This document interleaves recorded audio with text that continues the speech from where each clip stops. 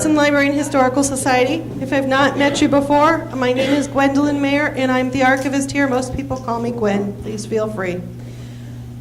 I traditionally have 4 or 5 commercials. Sorry, I have to get them in. First and foremost, please remember these horrible, wonderful things. Mine's actually going off now. Take a moment and silence them or mute them. They're really annoying, as you can imagine, when you're speaking. We appreciate it, and so does the speaker. Secondly, in the back of the room, there is this winged bird called the Learned Owl. She has books available this evening for purchase by the author, and she will also follow us into the rotunda for the signing reception immediately after this program, where you can also purchase books and have them signed or visit with the author. Third, there is a little black box there on the side of the wall. People always ask me where it's at. It's right there on the side of the wall. Thank you, Kate and Miss Owl. It is there so you may donate funds if you so desire to help us defray the costs of programming. We appreciate and thank you, and if you don't, that's fine too. We just want you to know that's the vehicle in which you can donate. Fourth, we're almost done. In case you have never seen this wonderful blue brochure, we routinely print them and reprint them and reprint them, and they contain the programs of the library, the author programs. We also have a brochure for the music and for the cooking and the technology programs. So make sure you get the author one if you're interested in authors, and it tells you about the upcoming programs that will be in the next couple of weeks or months. You may go online and sign up for these at hudsonlibrary.org. You can ask the librarians to sign you up. It's really easy to do, and the only reason that we ask that you do this, literally, is so we know how many people to expect and how many chairs to put out. So please take a minute and try and do this when you think you're going to be interested in the programs. Let me tell you very briefly, the next program is on Monday, April 8th, which is pretty soon, and it's called A Well-Behaved Woman, a novel of the Vanderbilts, and it's Therese Ann Fowler, who is a very well thought of historical fiction writer. Forgive me, I need glasses, I'm getting old. In April, on the 17th, we also have Lydia Vanette, and I'm not sure I'm saying that right. She is coming, and her book is called The Most Powerful Woman in the Room Is You. It's how to command an audience and sell your way to success. She is the Senior Vice President and Director of Strategic Partnerships at Christie's, the auction house. And Lydia sent me an email, and I'll tell you a secret. I haven't told anybody this. I really haven't. On Wednesday, April 17th, she will be on the Today Show. It's the same day that she actually comes here in the evening, so she's literally flying from New York to Hudson, but she will be on the Today Show that morning. So if you want to get a preview, watch the Today Show in the morning. Also in April, we have, many of you may know, H.W. Brands is returning, and his book is about the second generation of political leaders in the United States. It's called Heirs of the Founders. I just finished it. It's a wonderful book. It details the life of Henry Clay, John Calhoun, and Daniel Webster, and I learned a great deal. And in case you haven't heard the news, the big program of the month is obviously going to be on April 30th. A gentleman who's been in the news recently named Andrew McCabe is going to come to Hudson and speak about how the FBI protects America during the age of terror and/or Trump. And you may know or may not know that Mr. McCabe was fired just 26 hours before he was scheduled to retire as the interim director of the FBI by the president, Mr. Trump. So it should be a very interesting program. Those are only the April ones. We also have May and June in this brochure. And remember, these are not the only programs of the library. Please know that there are wonderful programs for hopefully all ages, from the tiniest of tiny to the oldest of old. We hope that we have some program offerings that you are interested in. So now that I'm done with commercials, we're good? It's an honor this evening to host the speaker. I had a wonderful visit with him before he arrived here, and I've come to know him as a human being, and I can speak worlds about him. But most importantly, I need to tell you that Dave Cullen is a New York Times best-selling author of the book Columbine, which was recently chosen by Apple as one of the 10 authors to read in 2019. He's written for the New York Times, Vanity Fair, BuzzFeed, Politico, Newsweek, and the Washington Post. He is a fellow at Columbia University's Dart Center for Journalism and Trauma and a board member of the Academy of Critical Incident Analysis at John Jay College of Criminal Justice. He has written a book, unfortunately or fortunately, sorry Dave, on, as you all know, Parkland. And he has a great deal to tell us, and most importantly, I am reminded a couple of years ago, our theme for the Summer Reading Club was Build a Better World. And this is a perfect example of perhaps a way that we can all build a better world. And I'm going to hand it over to Dave to talk to you about it.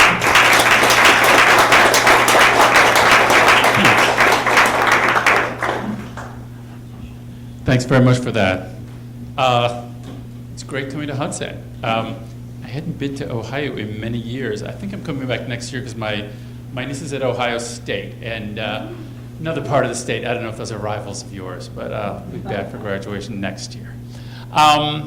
So tonight, I'm here to talk about a book that I'm kind of shouldn't be here to talk about, because 10 years ago, I finished up a really rough 10 years writing and researching Columbine, and I finished the book tour, and I got home and felt like, what a relief. I am done with that, never talking or writing about that again.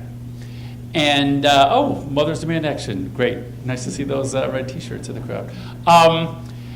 And I meant it. And that was about the fourth or fifth time that I had retired from this story. And I meant it every time. So at some point, I guess I figured out I'm just really bad at that, because it keeps sucking me back in for a lot of different reasons. And so 19 years later, I went back to Parkland, which I thought I would never do, and came back and did another book. And so I've ended up doing 2 on this subject, meanwhile writing most of a book on gay soldiers in between, but I had to interrupt that to do the Parkland book. And so now there's one book about the start of the school shooter era, the mass shooter era, which unfortunately is a thing that we're living through. And the second book is not quite about the end, but hopefully the beginning of the end, and hopefully a way out of this that nobody saw coming, and that's why I went down there. So let me backtrack a little bit and tell you how this got started for me, and really for America too on the same day, because we're all in this together. So my April 20th, 20 years ago this month, I was sitting down to lunch. I lived in Denver, and I had just pulled the lid off a budget gourmet entree beef stroganoff frozen entree for lunch. I pulled it out of the microwave and sat down to eat it. And I turned on the local news. It was about 1:45, and there was reports of gunfire at a suburban high school, which I had never heard of. I'd never heard of Littleton either, which turned out actually a blessing because Columbine's not actually in Littleton. But there were no reports of injuries yet, so I thought, okay, it's probably nothing, just some kids, firing whatever, scaring people, a prank of some sort or something. But it could be serious. And as a journalist, I made a major decision that day to just get in the car and go, just in case. And I actually had done one story for Salon.com, the web magazine out of San Francisco. By the way, can you all hear me okay? Okay, for the recording, you probably want me to use the microphone, though, right? Okay, so I'll continue using it. Maybe not as well as I should. But so I actually left an apologetic voicemail to her saying, there's a shooting outside Denver. I'm sure it's nothing. I don't think it'll be a national story. Sorry for bothering you. But in case it is, I'll be out there. And I didn't know where it was. A couple friends who had grown up there gave me a few ideas, and I just drove out toward the mountains down Highway 6. And that's what journalists do. We just drive toward things and we'll sort of figure it out. I was shocked while I was on Highway 6 to see outside of my driver's side window helicopters circling in the air to the south. And that's when my stomach clenched. And that's the first moment I realized something horrible is happening over there. That, that would not be happening for anything. And they just, it felt just like vultures circling, and something horrible is happening on the ground below them.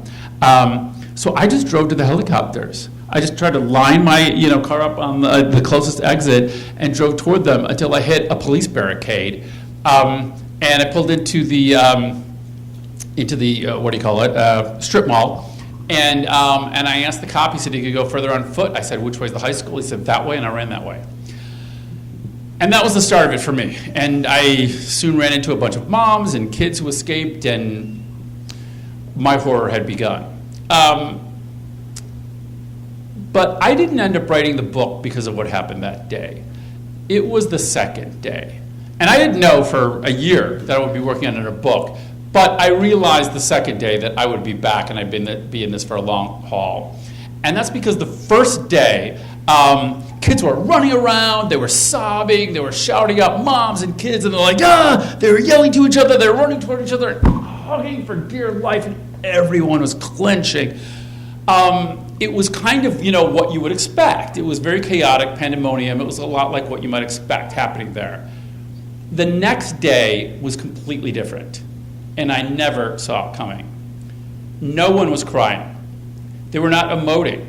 The kids, especially the boys, had this totally blank affect. They looked like they were just trudging around lifelessly like zombies. And it really, really freaked me out. And it was just about all of them, and it took me a while to figure out how to talk to them about it, whether it was okay. And I soon discovered they really wanted to talk about it because they were freaked out about it and really worried, and they wanted to know if this was normal and when they were going to get over it. And I said, I don't know. They were looking to any adults for advice on this, and I was like, I never saw anything like this. I don't know. I'll find out. We'll know soon. And by the way, they could all tell you when they stopped crying. None of them had gone to sleep that night, and they could tell you some of them at 4 o'clock, 5 a.m. It was all like a light switch going off, and the emotions stopped, their brains shut down, and they went into what I now understand is the numb phase of PTSD. And that's very rare for it to be that prevalent, but this was a very rare occurrence. And so I was terrified. That was actually also the day where 24 hours in, less than 24 hours, I stopped focusing on the 13 people who had been murdered. And my focus really going forward was the 2,000 kids who were alive, because I was scared to death for them, and it still pains me to say these words out loud, but there's nothing I could do for those 13 that anyone could do. It was too late to save them. But these 2,000 kids who were right in front of me, who I got to know very well,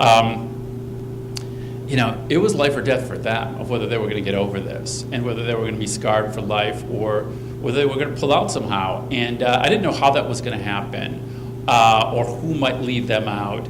And that's the story that I knew I had to stay, to cover, to learn, to tell. So that was the first story. And then as I went over several months, I got more and more frustrated not understanding why this happened. And so that was the second thing that drove me. So Columbine, the book, is really about two things. It's the two killers, why did they do it? And then those 2,000 kids and the community, how did they get over this? How do you deal with tragedy, and how do you overcome it? And how do you find your way out? So that book was about those two things. The second book, Parkland, is about nothing of the sort.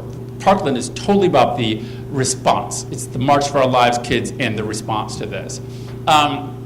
So in between, 10 years out, when I decided I was done with this, what I didn't realize is when you do a book like this, you become something of an expert on it, and people ask you. So I gradually became the mass murder guy, which is sort of the most disgusting, horrifying job in journalism, but it's what I've sort of wandered into without knowing it.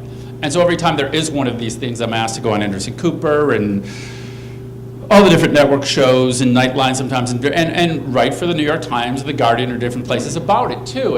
And for several of them, I felt like, I don't know what I can contribute here, but there's always something different, and there always is something. And because I've also come to know the families very well from Columbine and the survivors, several of the teachers, I feel a responsibility to them, so I keep going back. But I had 2 bouts of secondary PTSD in those 10 years. And the second, 7 years apart, 7 years in, I had a relapse that was very bad. And I finally agreed to some pretty stern rules with my shrink. And for me, I can write or think or talk or anything about the killers. That doesn't get inside me. But the victims and the survivors do. So I have to be very careful. And I'm part of, Gwen told you, I'm part of this board member now of John Jay College outside of New York, where we go and study some of these. And I've gone to Virginia Tech, I've gone to Las Vegas. We did the Norway shooting in New York City. We usually did it on site, but that one brought everybody to New York City. So I studied these in depth, but not right away. I can study from afar, so it has to be separated in space or time. And I would never, ever think of going right into the scene of a crime where you just feel the pain when you get there. And I knew that I couldn't, it is not safe for me to go back. So then Parkland happened, and I'm 9 years into writing this Gay Soldiers book, and very into it, and really very close to finishing. And Parkland happened, and the editor I write for sometimes at Vanity Fair called and asked me if I would go back. And he knows me, and he said, I know you're not really allowed to go back to these things, but would you maybe go back? And I said yes. And the reason I said yes is that was the first weekend. I got a little ahead of myself. The reason I went back is because actually the morning after Parkland, I did CNN's New Day show, their morning show. And I was really surprised to see Chris Cuomo there in the studio. That's before he got the nighttime show. Because he always goes to these. So I assumed he would be there, and I would be in the studio with maybe Allison, Camerata. And so when I sat down, I said, why are you here? And he said, I wouldn't go. They were already booking my travel last night. They said, we're sending you down there. And he said, I'm not doing it again. I've been to too many of these things. It's horrible. It never changes. There's no point. I'm not doing it again. And I told him, I've been thinking a lot about that too, and I think I'm ready to call it quits too. I don't think I'm going to do this ever. I think this is going to be my last one. That was actually after we had the longer conversation after the segment. And the universe is sort of a way of laughing at you, because 5 minutes later, as I walked out of there and got on the elevator to go back down to the street at the CNN Center, I live in New York City now, they have monitors on the elevator, and David Hogg was on the same segment as me 5 minutes later, and he was just starting his famous segment while I was in the elevator. It lasted about 8 minutes. I did not get off the elevator. I got down to the street level, and I just continued to watch because I could not believe my eyes. And this is the time where he said, this is the first time he said on national television, we are children, you are adults. And I'm paraphrasing now, but he basically said, you have failed us. You are letting us die. It has been 19 years, you've done nothing, you're marching your kids off to die. What the hell? What is wrong with you, America?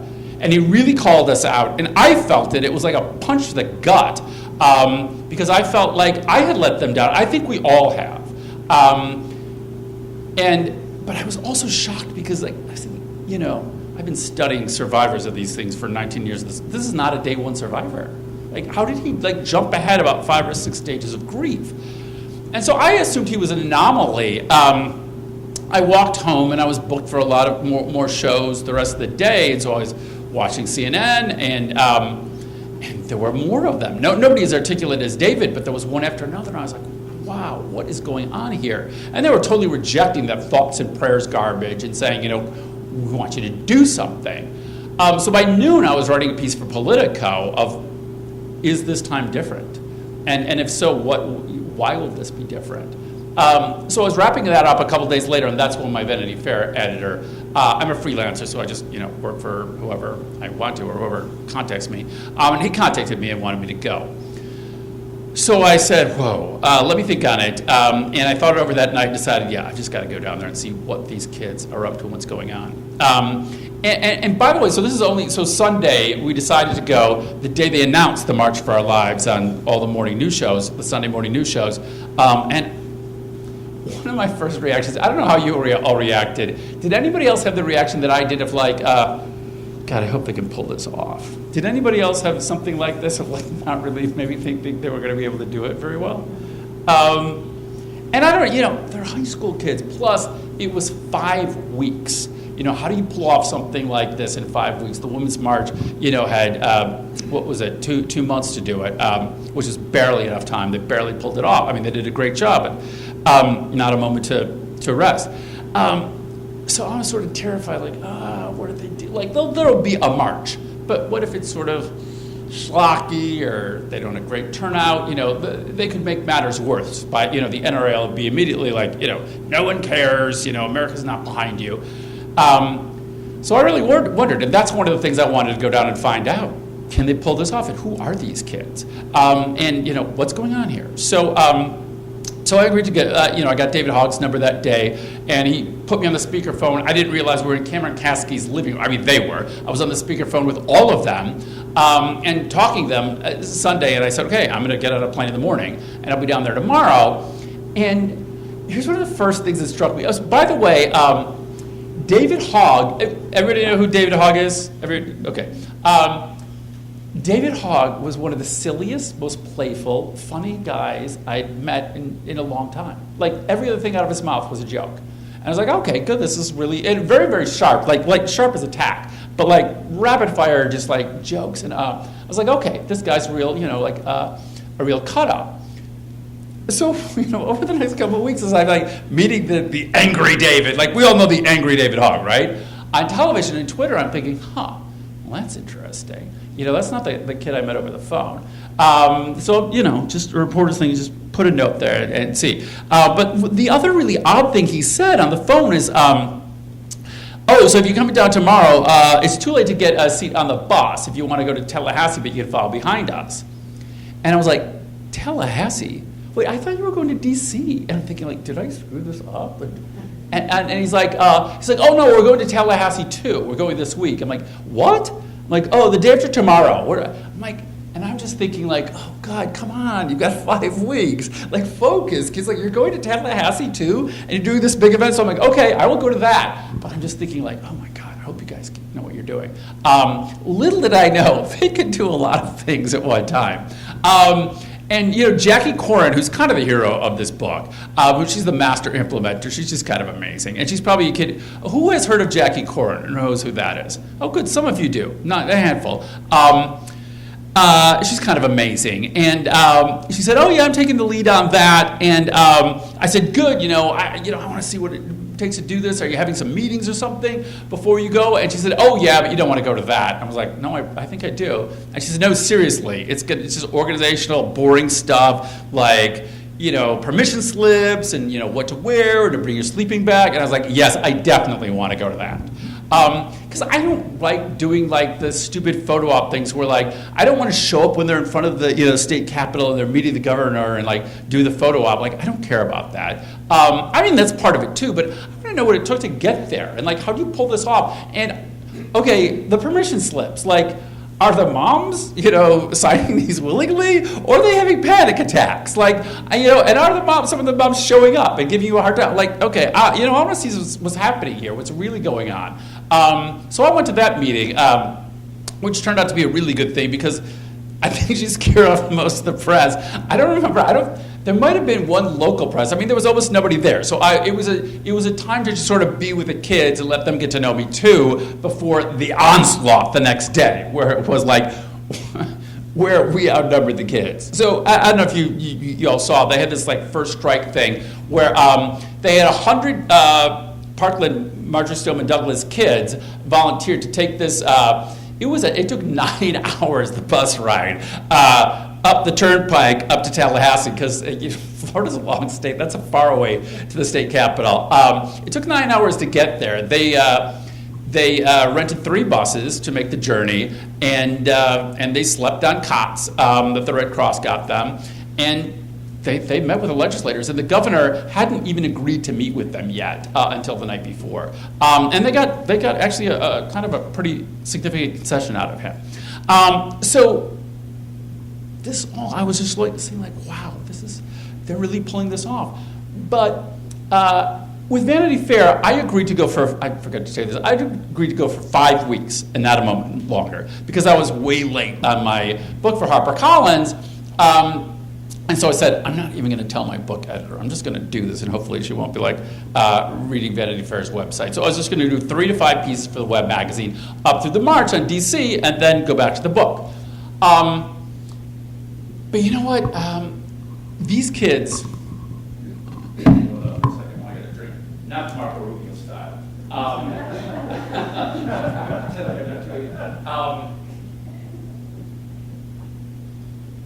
It's hard to spend 5 weeks with those kids and not want to spend longer. They are really kind of amazing.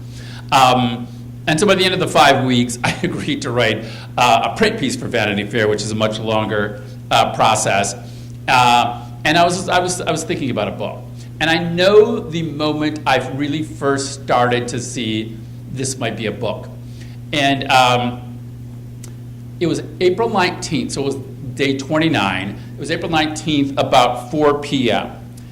And it was when I went into their secret headquarters, which they hadn't told media about, and media hadn't been allowed in there. But Jackie said I could come in. Well, there's this huge group text they do where she got permission from the group. And by the way, David said only if he doesn't stay too long. So I said, okay, I won't stay too long.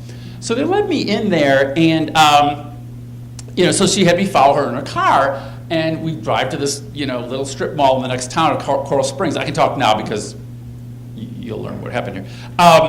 To this town, and she led me to the back of this strip mall and pointed out there was stenciled, I think, licensed nurse practitioner, and the woman's name was still on the window. And she said, we left there, as a decoy, and she knocked 3 times, and I was like, who's there? And like they made a joke, and we go in there, and so she's showing me around, and like the first thing I noticed is this big red-haired guy who I've never heard of before or seen him. Like, who is this guy? And he seemed to be kind of like almost in charge, like people were deferring to him, including David. David doesn't defer to that many people.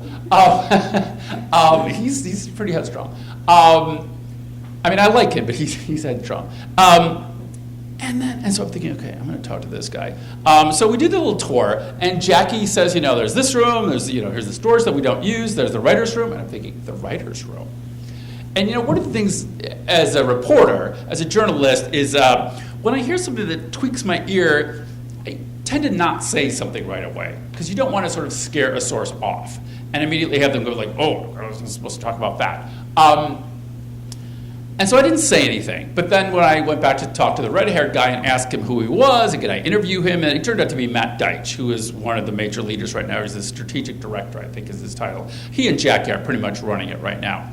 And he said, sure, and we agreed to go into the back, and first we had a debate where I said, like, I told David I wouldn't stay too long, and he's like, it'll be much easier if we do it here, like, I could take care of David, so I'm like, okay. So we went back, and he's like, let's go back to the writer's room. And I was like, okay, the writer's room?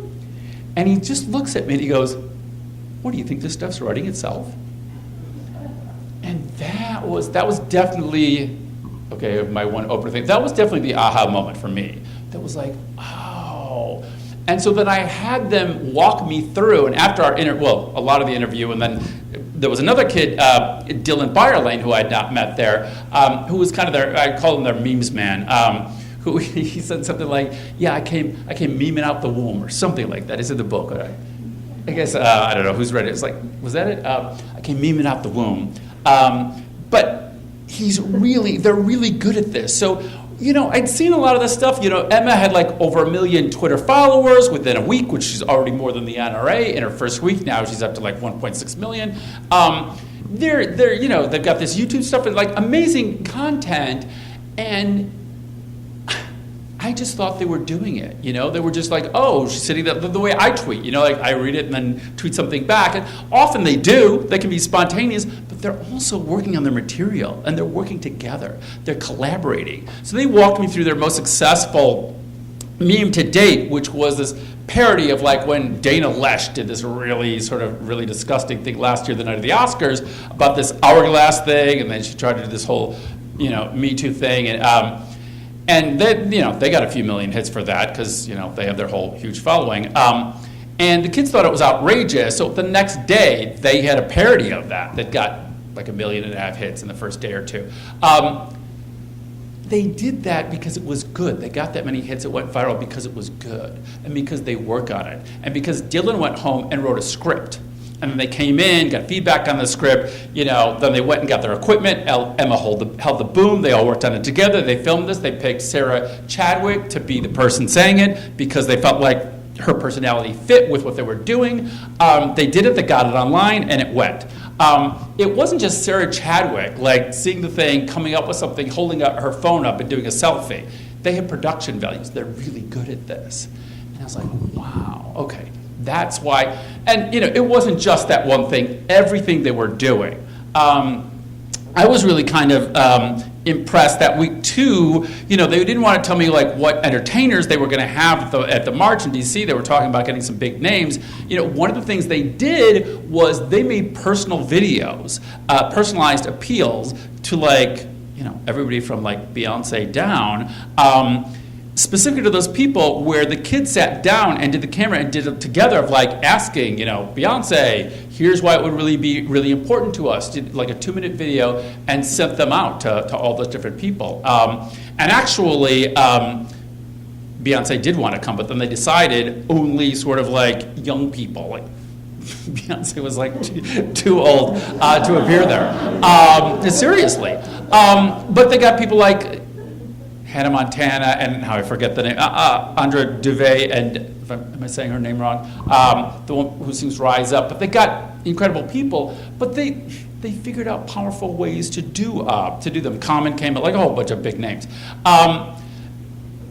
But they were very successful because they were really, really smart and they understood this media. So that was the first inkling that there's so much more to this than is happening. So then when we went to the march, I was worried that like, are they going to pull this off?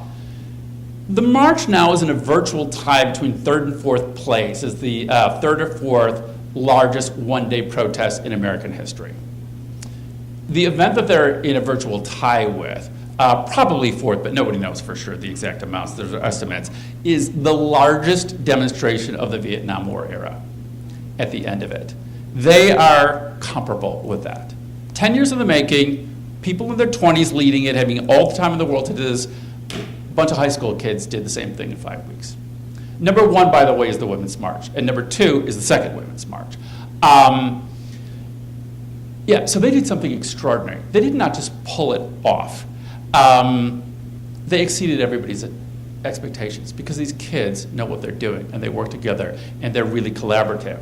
One of the other things that really got me early on, I had my first in-depth interview in person with David a month out in his kitchen, and he was so angry.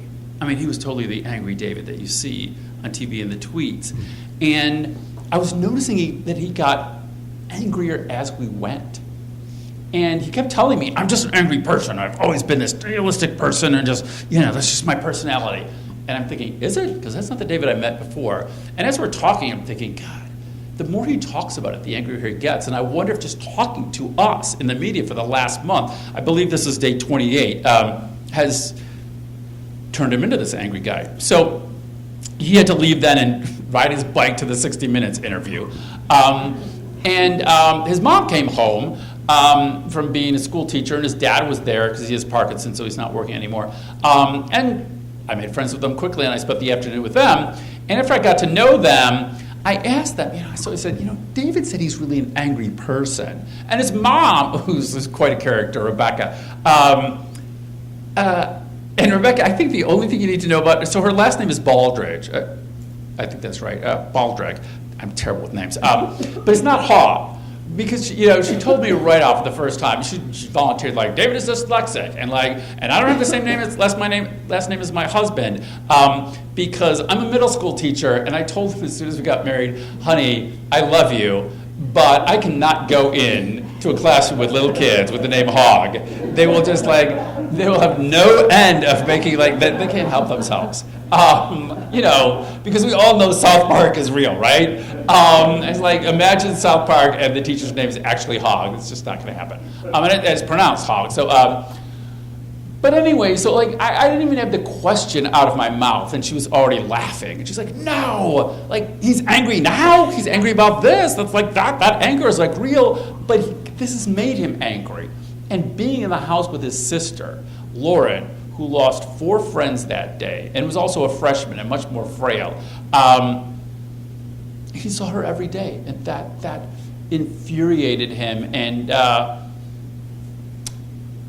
you know, she was a mess, and he saw that every day, and that's also, he knew what he was fighting for and why this was important to him, and you know, and he's also smart enough to know, if that's my sister who had friends died, imagine what it's like at the house of those 4 friends.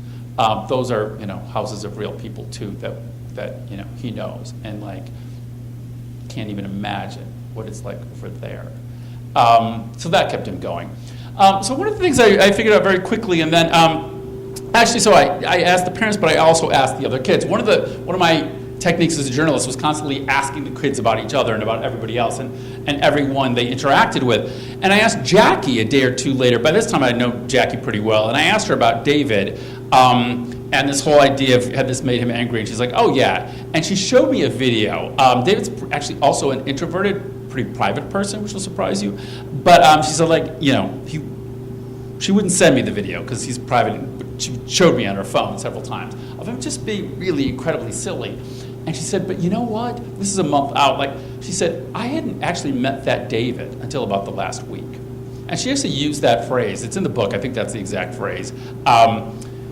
I had met that David. And I said, you know, I clarified what she meant. She's like, "Yeah, you know, it takes him a while to feel comfortable with people and let out of his shell. And he was being sort of much more cold and not letting us in till he knew us well enough." And now that David came out. But so, I mean, one of the things I learned that I was already learning over time, but that was very, very,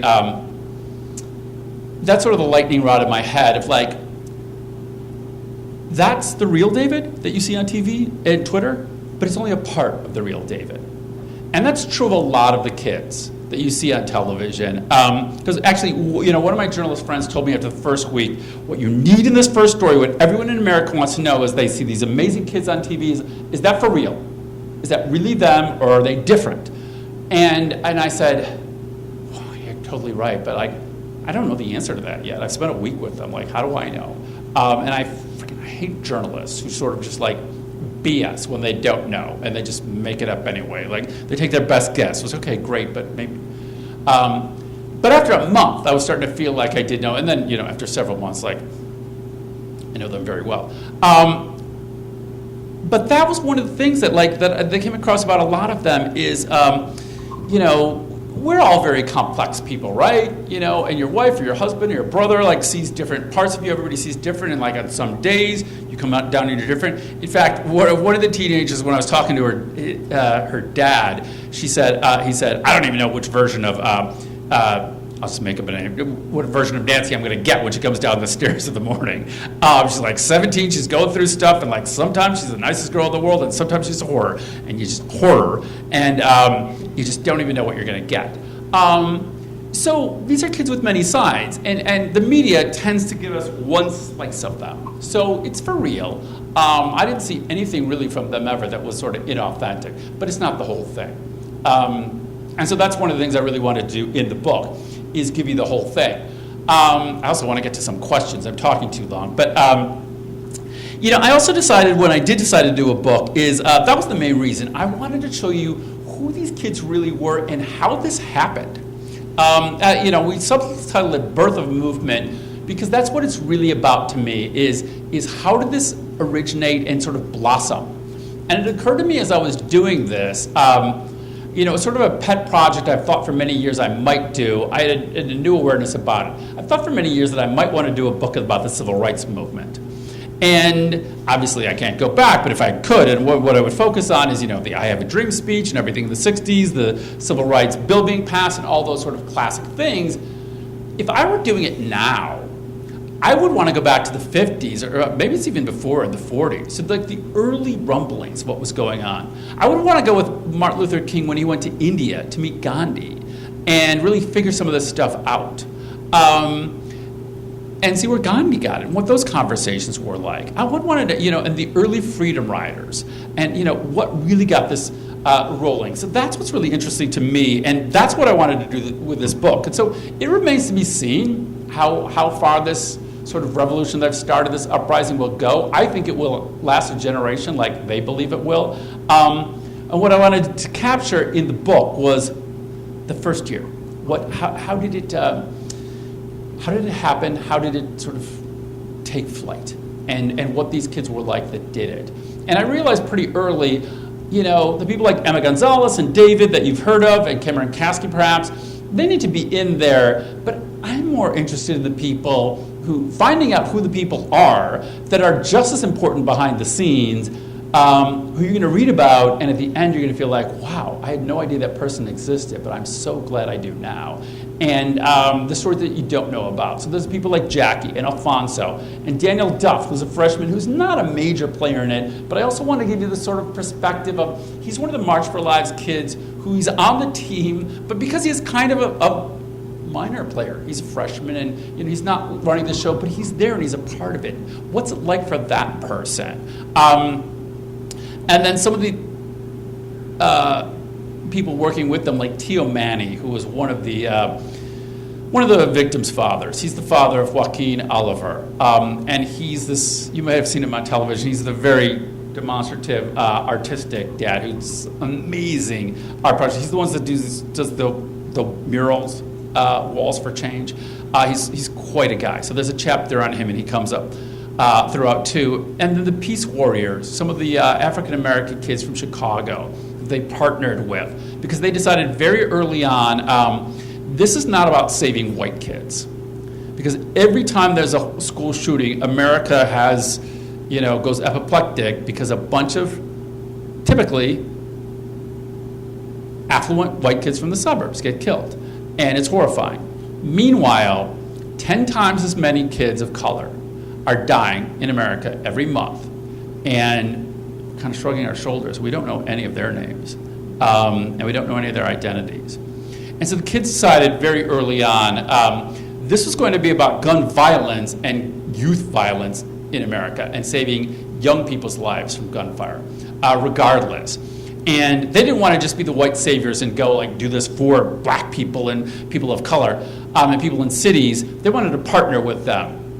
So, I believe 2 weeks out from Parkland, there was a meeting where a group of kids from Chicago were flown down, and had a big meeting at Emma's house in Parkland. And there were kids from Brave and the Peace Warriors in Chicago. Very, very successful activist kids at their high schools, really, really dangerous high schools in Chicago.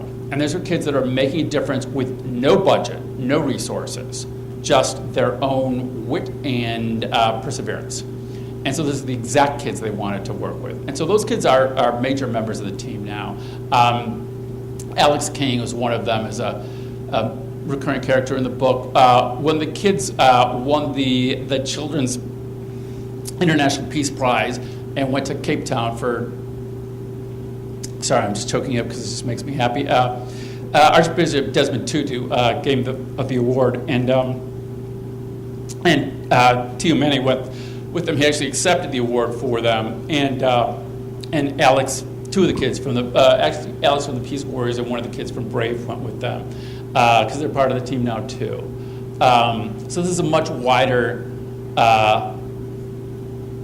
They were called to action because of a school shooting, but their solution was not to stop school shootings.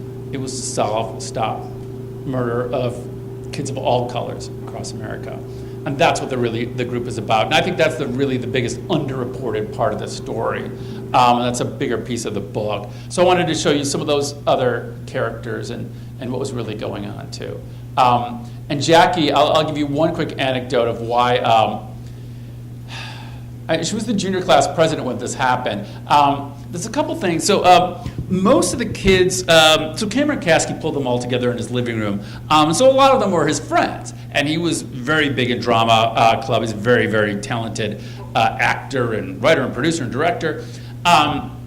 And so most of the kids were from drama club, and quite a few, almost all the other ones were from TV news, and some from both. There were only 2 people in the group who were not. Sarah Chadwick and Jacqueline Koren were neither. The reason Jackie is in there because Cameron called her Friday night, 2 nights after it happened, and asked her to come over. By the way, she was already planning this event to Tallahassee and had no idea that Cameron was doing something, so they sort of merged what they were doing.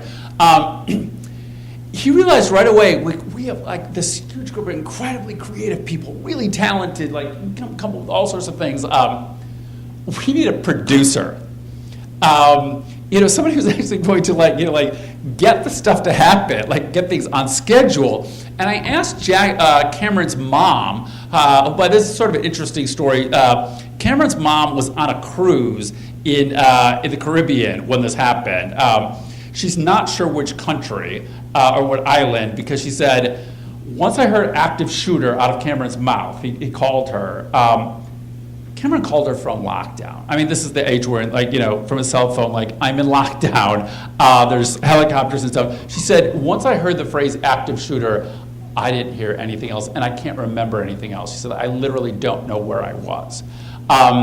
And so it took to Saturday to get home. She said, then I was distraught, how do I get back? I'm literally at sea. And she's like, do I get a helicopter? Can I afford a helicopter? What should I do? So, eventually she figured out, okay, I'll be back by Saturday.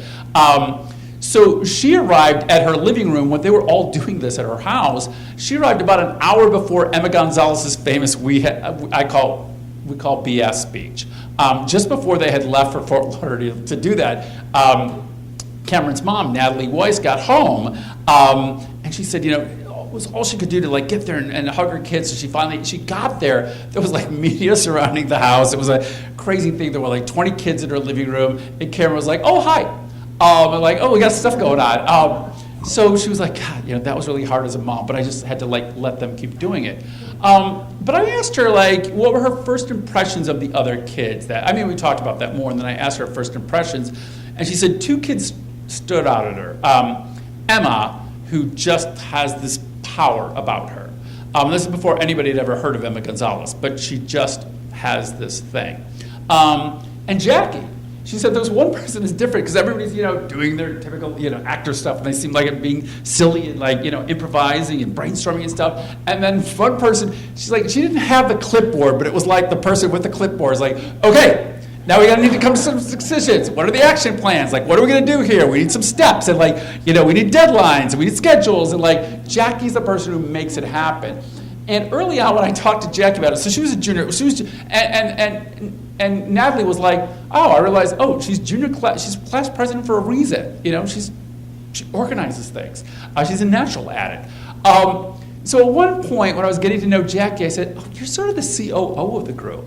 And she didn't know what that was. And when I said, Chief Operating Officer, that didn't ring any bells. So then I explained what the idea was, and she's like, oh, yeah, that's kind of what I do. She invented that position, but she just does that naturally. So the summer bus tour, they did this 2-month bus tour across America, which is an incredible undertaking. Almost every day they were in a different city. And I can't even remember, it's somewhere in there, but thousands of miles they did. And I was curious, so they were planning ahead each city, but as they went there, they were arranging them as they went. Obviously, the initial dates they had planned out, but on the bus they were organizing, and in every city they had to get a venue, they had to get speakers, security, and everything, and get word out, in the press and so forth, all sorts of things to do. And so, while on this, getting 4 or 5 hours sleep a night, and on the road and traveling sometimes 400 or 500 miles a day to get to the next destination. And so I was wondering how many of them it was taking to do this. And every time I had questions about the event in this city or that city, it kept being Jackie. And I finally asked her, how many of these are you doing? Are you in charge of? And she's like, well, I'm doing them. I'm like, well, you're doing all of them?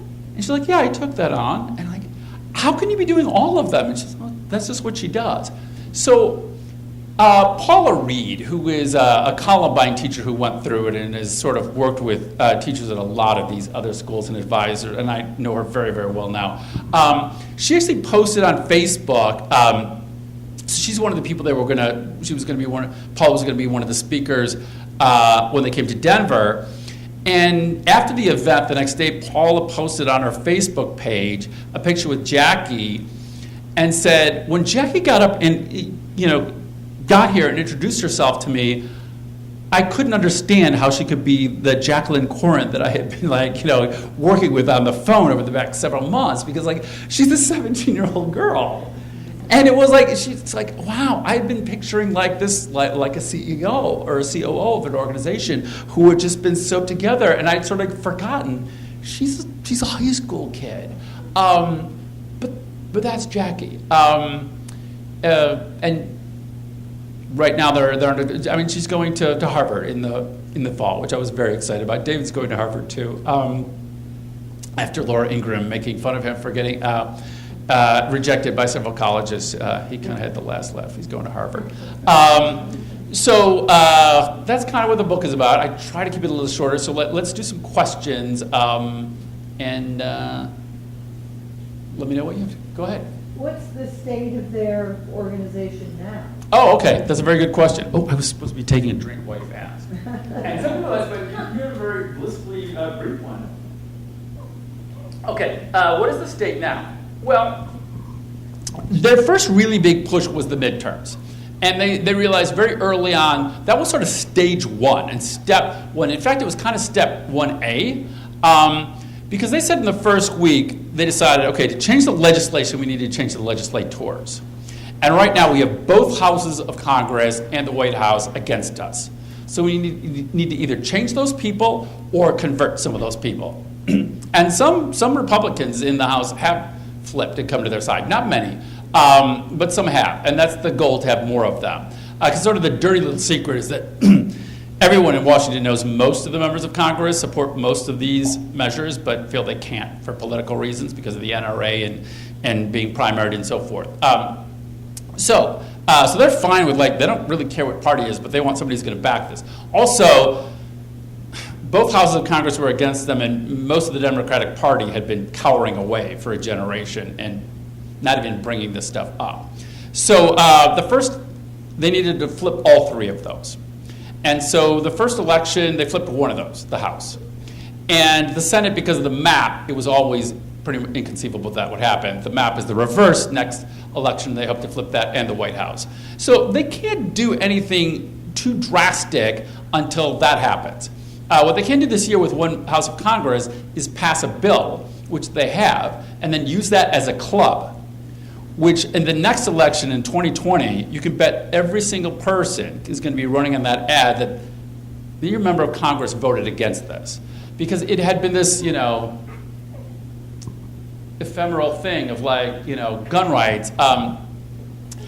It really shocked me, because I follow politics and I cover it sometimes, that something that I thought was obvious but isn't, that they also went to Harvard for a 2-day seminar right before the March for Our Lives and learned a lot about, and John de la Volpe, who I quote in the book, is the director of politics there, who said, he had an interesting conversation, which is so typical of so many voters, talking about, I'm very big on gun safety, but it's not on the ballot. And John was sort of he said, it took me 10 minutes to convince him it's really on the ballot of every single person on that ballot can be voting on that. And it's the person, the guy finally got it, who doesn't vote very often. And what I forget, I think many of us forget, is that's actually most voters who don't make that connection, and that you have to make that connection constantly. So it'll be much easier now to make that connection that there's an actual bill, this person actually voted against it, or this person voted for it. And they're really a major goal in this election is if they can get the presidential candidates talking about this, their job is done. You never really need to hear from David Hogg or Emma Gonzalez again if Beto and Mayor Pete Buttigieg and Biden and so Kamala Harris, if they're all talking about it, they will have completed their mission.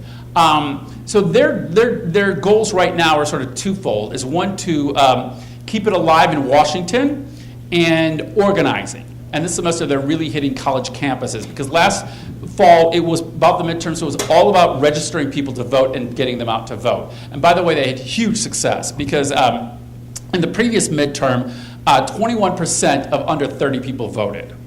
People under 30 voted, which is pathetic, but that's pretty typical, 21%.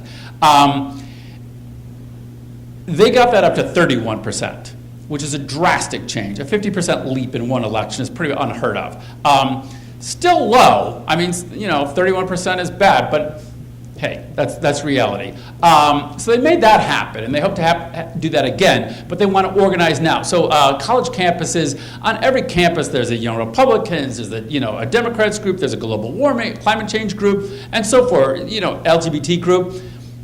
College campuses are already set up for that. And there's funding mechanisms and so forth. So that's an easy kind of get that they're working on that sort of gritty behind the scenes stuff now that Jackie's really good at. But number two is really injecting it in Congress. So last week, this didn't get a lot of media coverage, but it was the anniversary of their Washington March. So they did what they called, I forget, I'm so terrible with it. An art installation, which they had, you probably know the number, it's like 750 or something is the average number of, is it gunshot? I don't know if it's deaths or injuries in America every week. It must be gun deaths in America every week. So that number, they had on the Capitol lawn a cross, Star of David, or crescent representing for every one of those people. So there were 700 of them on the lawn. Congress was in session, so everyone coming in saw that. And then there was an effigy of a kid sitting there in a chair, and I should know this by heart. I think it said, "Am I next?" Was that it? And then there was also, I can't remember, so there was a huge installation. But they also went around the day before. They got up at like 5 a.m. and personally hand-delivered an invitation to all 435 members of the House to invite them to come. And then their sister group, the DC chapter, delivered one to all 100 members of the Senate. So part of their mission this year is keeping it on the radar and keeping it very alive with all that cohort. Because if those people talk about it, and it's important to them, and they bring it into their ads and their campaign in a much more vocal way than this past fall, again, that's what they really need to do. So in the fall, they had much better success than anybody thought of people running on it. But it was not all 435 members.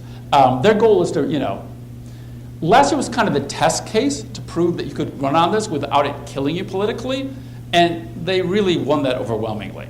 Not only did it not kill people, people did much better running on it than against it. So this next election, they expect a much more of the sort of chicken shit members who are afraid to do it will come out of the woodwork. And frankly, in more districts where it's a little more dangerous can run on it. So that's sort of the dual plan for this year. Who else? Go ahead.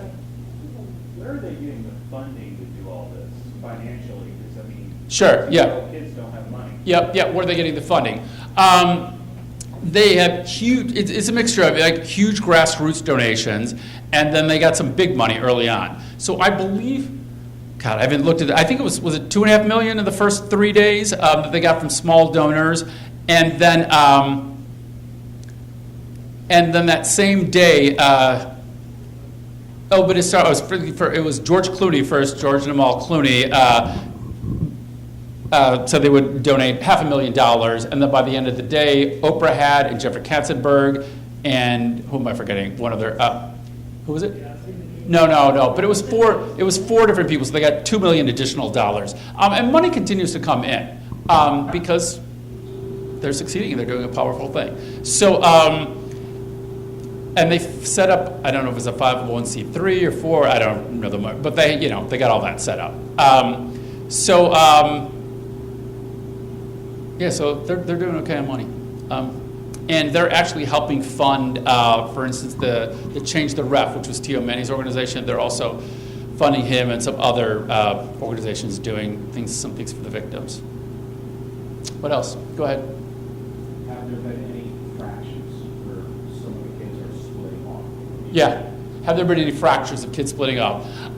It's been more, there's been one, and then there's been more of some of the kids drifting away who had enough. You know, when I saw them, I met most of them that first week. And they were saying, like, I'm going to be doing this for the rest of my life. And Alfonso said, like, I don't think I'm going to go back to school until, you know, something passes. You know, it turns out when you're 16 or 17, you know, the rest of your life turns out to be like, oh my God, like, that's a mighty long time. So I really, it was clear to me over the summer the bus tour was really sort of the changing. In fact, I was sort of nervous in the book because they're really a beginning, middle, and end to this. And that's when I realized, okay, things are starting to change because I didn't go for the whole 2 months of the tour to all the cities, but I went to the opening event in Chicago, and then about midway through in Denver, Columbine, and I'm so terrible with the other shooting there, Aurora. And then the second to last event in New York City. And halfway through, God, you could already see it wearing that on them. And, you know, I talked to some members of some, you know, rock bands in the world, like, welcome to, like, what every band in the world is. Like, it's really hard living on the road. And there was already, you know, they were admitting to me sort of off the record, they're like, yeah, this is rough, it's getting to me. And by the end, it was clear that some of them were ready to move on. And it was also, it'd been about, I believe, 6 months at that point. So they'd been like, okay, we've done our share. And, so some of the kids have moved on. Not too many, a handful of them. And then Cameron Caskey, who created the whole thing in his living room, he left in August or September, I can't remember. He announced that, and well, we're not on television, we're being recorded, but there's some animosity there. He had some frustration with some different,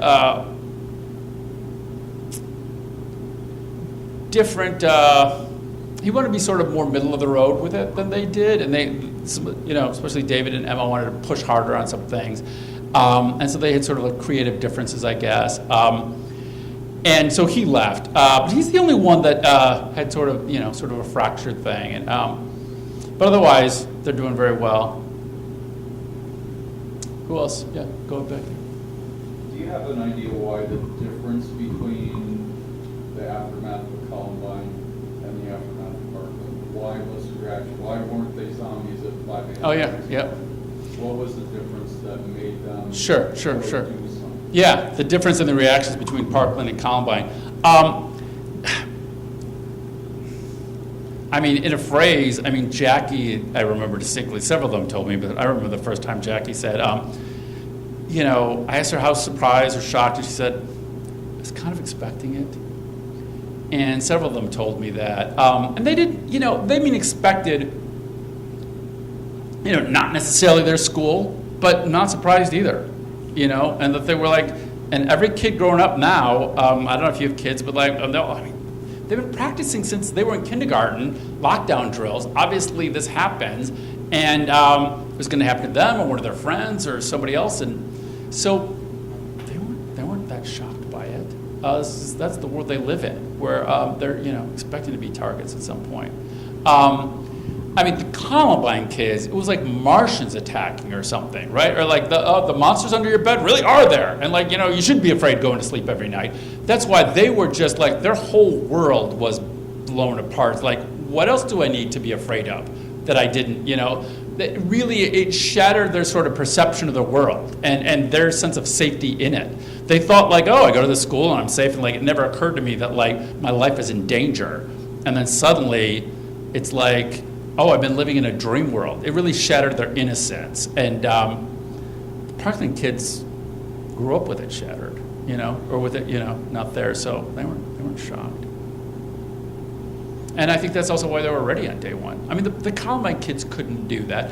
They were like, that was like a full-time job to like sort of get past it and become a I don't want to say a sane teacher, you know, but teenager, a sort of healed, just, you know, to heal them and be, you know, to live a life again. That was a full plate for them. They couldn't have done something like this. Nor did they realize they needed to. Like, we didn't realize there were going to be a whole bunch more of these, and that it would get continually worse, where Columbine's not even in the top 10 anymore.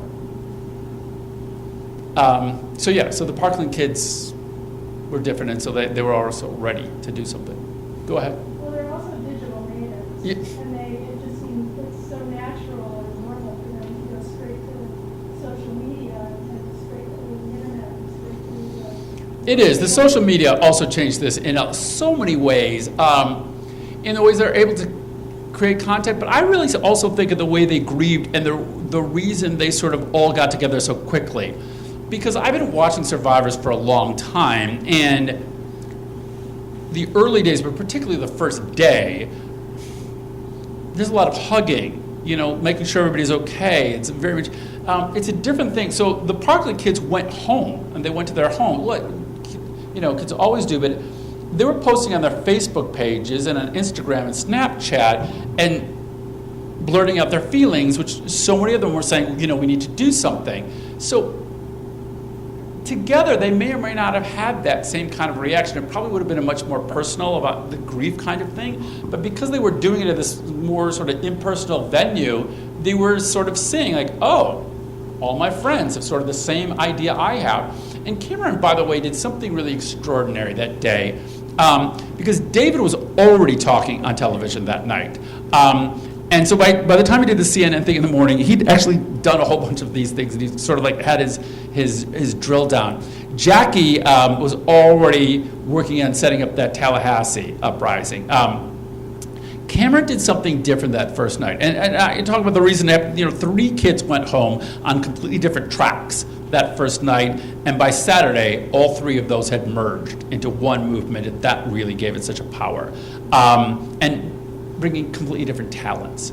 But what Cameron did that first night was did what so many of the kids were saying is like, we need to do something, I'm so tired, this has to change. But basically said in his post, I don't know what. Something has to change, I have no idea what. Who will help me figure this out? And he created profiles on all the other platforms he didn't have profiles. So he said, you can contact me on any of these. And please do, and help me figure this out. And he went to bed. And when he got up in the morning, there were people in the virtual world and the real world lining up. And he would, his inbox full, and kids were coming to his physical house. And that's why it started in his living room, because they came. So he brought the team together, because together they figured it out. And so many people who said, I don't know either, but we're going to figure this out together. And then they came up with a pretty radical plan. And then did it. Who else? Go ahead. You did work at any time with the legislature and the administration of the bump stock ban that went into effect in December? Yeah, the bump stock. Did they work with the legislature? I wouldn't say they worked with the bump stock ban was done administratively by the ATF. They did like a bureaucratic ruling that is that it amounts to turning it into an automatic weapon, which is illegal. So therefore it is illegal. I don't believe that they were working with the people at ATF about that. They were tweeting about it and talking about it and being part of the public conversation about it, which impacted that. But then I do not believe that they got into the nitty gritty. But that's the kind of thing where like it's not like somebody really needed to hash out the policy. The policy was just yes or no. It isn't complicated, and so the policy was flipped to like okay, now they are illegal. So. Contrary to the NRA request. Correct, yes, very much so, yeah. So I would say they were lobbying publicly, but yeah. Go ahead, yeah. Mothers demand action, thank you.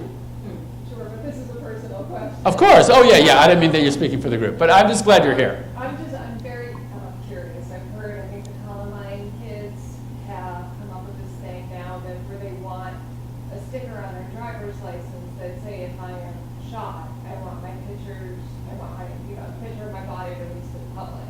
So I'm just curious, as a journalist, and I think the Parkland kids have requested a bunch of these stickers, what you think about that, and if you think that'll have an effect on what they're doing. Well, I hadn't heard about that actually.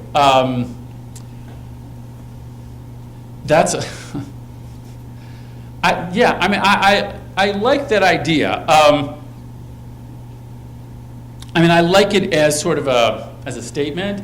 I don't like the idea of the media actually showing those pictures. I just think that is too grisly. But I'm of two minds about that too. Sometimes maybe we do need to see the grisly stuff, but I also worry that will desensitize us to that. I don't know. I like that as an idea, as a statement, because it is saying something very powerful, and that's the very much am I next idea, and I think that we as adults forget that they literally think that. When I was saying Jackie was sort of expecting, is like, yeah, they want this because every kid going to high school wonders, and maybe I know a lot of moms, like 2 of my sisters have 3-year-olds now who are going to be going soon for the first time, and I know that's a scary thing, like, should have solved this before my kid went to kindergarten, because now I have to be the guilty mom who's going to send them off, and like, what if they die and we didn't do anything, and that whole thing. So I think parents are sometimes a little more attuned, like it could literally be my kid. But kids get it in a much more visceral way. And by the way, that's really the single biggest thing. There's so many reasons why these Parkland kids were different and broke through, but the single biggest thing is the messenger, because it's them. And those Sandy Hook kids, we all thought, oh, Sandy Hook, killing 6-year-olds kids, but it wasn't the extent of the horror, it was the messenger, and those kids could not speak for themselves. They were way too little, and even their siblings, some of them now are old enough to speak, but it's the kids themselves and what they're saying. Yeah, I'm going to put on my license because I'm 16 or 17, and like, oh, I might get shot. That's a very powerful statement. So I think that part, if that hits home with some more adults, like, oh my God, kids are really thinking about this, like, duh. Should we do, so I applaud that, and then about the media of actually showing it, I don't know, I'm a little conflicted. Should we do one more? And then, one more, who wants to go? Or maybe 2 more, we got several. Well, I'll do short ones. I'll do short ones. Okay, you here. Okay, you said when you first started speaking that you saw the movement maybe sustaining itself for a generation. Oh, yeah. Can you be a little more specific? Oh, sure. About, how that might happen? Sure. Well, yes and no. So I'll tell you why I said that is because the kids get the time horizon. So it was, I guess, about 10 days after Parkland, after Jackie had gotten back from Tallahassee, where I did my first long phone interview with her. And, the media was like, okay, the March for Our Lives is going to happen 5 weeks out. Can they really do this in 5 weeks? And I was thinking, like, 5 weeks? Like, of course they can't do it in 5 weeks. But that was sort of like the media focus, like, 5 weeks, can they do it in 5 weeks? And so I wanted to get Jackie's perspective of, like, how soon can you do this? And, like, so I asked her, how long do you think this will take? And she said, well, the civil rights movement took a generation, and this will probably take a generation too. And I was like, whoa, okay. We were like this, and you're like this. I'm like, oh, yeah, you're realistic. Like, the 5 weeks is total crap. Like, first of all, 2 houses of Congress and 1 White House. As far as I know, we're not re-electing any of those people in the next 5 weeks. So I was like, wow, you guys have like a realistic time horizon. So now what that's going to take over that time, they don't know. They're planning basically one sort of event or one season ahead. And last year it was quicker. So when they finished the march, which was in March, then they decided, like, okay, we're going to regroup. What's the next big thing? And that's when they started sort of brainstorming the summer bus tour across America. And then it was the midterms. And now, so this semester, sort of regrouping. And now it's like, Jackie told me they're thinking about one semester ahead. And part of their strength has always been not locking themselves into long-range planning and really being flexible to change on a dime. I'll give you a couple examples. There were actually 2 bus tours across America, one across America and then one across Florida, where the more local one, where they had another bus with the other half of the kids. We're going to go in every congressional district in Florida. And partway through they decided, well, we need to go to more places. So they rebranded it the Southern Tour, and they went across, see my geography, Georgia, Alabama, and Mississippi, and I want to call it New Orleans, but Louisiana. And so, like, while on the tour, they decided, okay, we're going to redo this. Meanwhile, the main tour in Chicago, they plan to take a couple of the African-American kids from Brave and the Peace Warriors, 2 or 3 of them with them for maybe a week on the bus tour. Because it was going to start in Chicago, they were going to be at the big event, and then take a couple of them on the tour with them for about a week. Well, once they got there in Chicago, we're meeting with all these kids again, like so many wanted to do. So they had about 10 of them board the bus that afternoon. I know one of them because I was the last person to leave the barbecue, the event they did that afternoon, one of the last, and I felt guilty about the big mess, so I helped sort of clean up. And just taking stuff from the trash and throwing it up from the tables. And I saw a manila folder on one of the tables, and I was like, okay, somebody needs this. So I'm gonna have to open it up and see what it is so I can see, it was one of the kids, it was this permission form his release to go on the tour. Like, he had filled that out in that hour to get on that bus, to go into Missouri and then across America. And about 8 of those kids decided that afternoon and got on the bus with them. And then there wasn't like much room. It was like much more crowded than they had planned because they'd been planning this for a month and had all figured out logistically. Like, okay, we're gonna have 10 more people on the bus. And then it turned out they really loved that idea. Some of those stayed on the entire summer, the 2 months.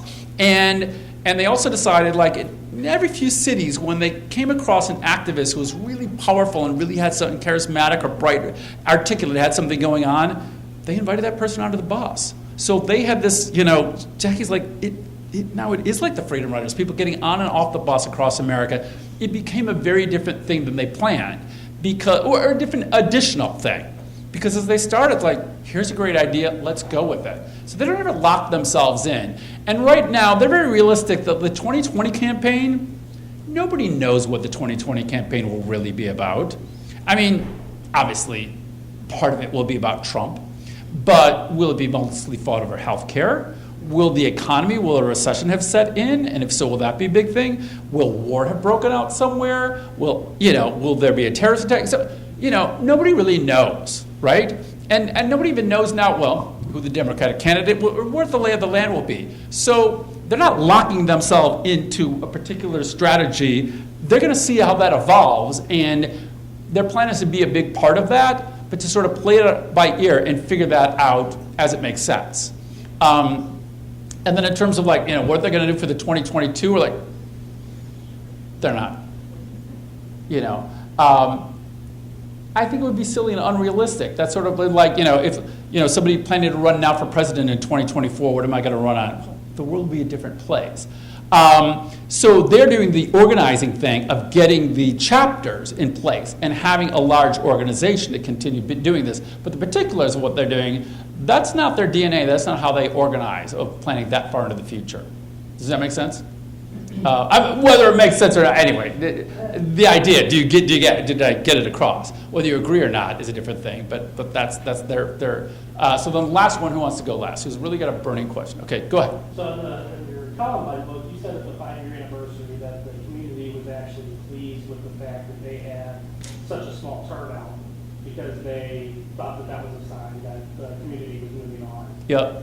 Do you feel like with what has happened in Parkland and the large demonstrations proving that they can make changes, that has changed that thought process for a lot of the survivors in Jeffco leading up to the 20-year anniversary? And what do you expect the 20-year anniversary to look like there in the community and from the survivors? Do you feel like enough time has gone by where a lot of them now, instead of trying to distance themselves from it, are actually bringing themselves back to the tragedy?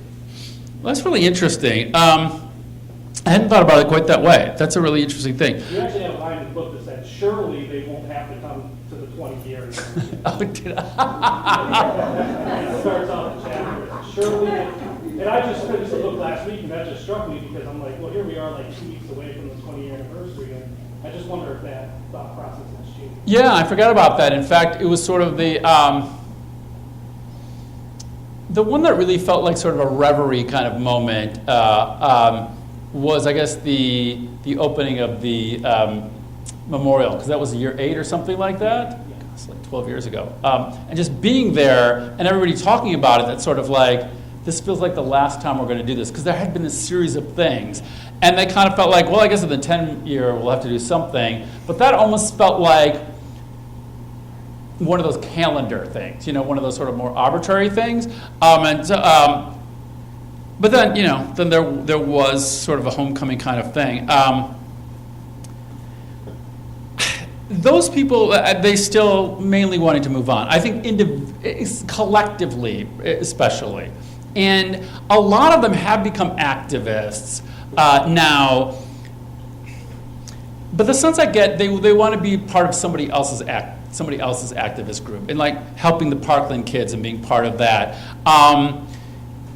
Because you can't sort of like retroactively like make Columbine a thing and get behind it. They'd much rather get behind that and put Columbine behind them because they lived through it differently. And for the 20th anniversary, I was talking to Mr. D, Frank DeAngelis. Well, I guess it's about a week and a half ago. I was going to say a week ago, but time keeps moving. He says he does think this is going to be smaller. Most of the families of the 13 came back for the 10th, and only 2 or 3 so far had said they were coming to this one. And yeah, in particular, he was really, really kind of surprised. And he said they, and 1 or 2 they can't even like find, or hadn't, as they were having trouble finding them. But yeah, they felt like it's still a sad thing, but we don't kind of want it to be a big thing and a defining thing anymore. And I mean, there's sort of like no telling with the kids, who were in the school. That might be more homecoming of like to see each other. Like at the 10th anniversary, that's more what it turned out to be. Like we're really glad to sort of like reunite, almost like a high school 10-year reunion or something. But so, and he told me, so. I didn't realize you just said that. He's sort of echoing my book. He said, I don't think we'll do another 30th. I think this will be the last one we organize. So I'll have to tell him that. But that's his feeling right now, that this is probably the last one. But again, we'll see in 10 years. Are you going to be busy that weekend? Like, are you getting a lot of media requests? Yeah, I have. And I've already taped some for CBS. I already taped their podcast with Jeff Galore a few days ago, and I'm doing another one tomorrow or the next day. There's a lot of interest. But it's really a subtle, I think it'll always be part of them, but they don't kind of want it to be central in their life anymore. And Patrick Ireland, I think, is speaking at the 20th, and he's very eloquent. And in the past, he has spoken about it as it's something that happened to me. And it always will, and it'll always be a part of me. I mean, the part that, like, he'll always wear the leg brace, and he has to take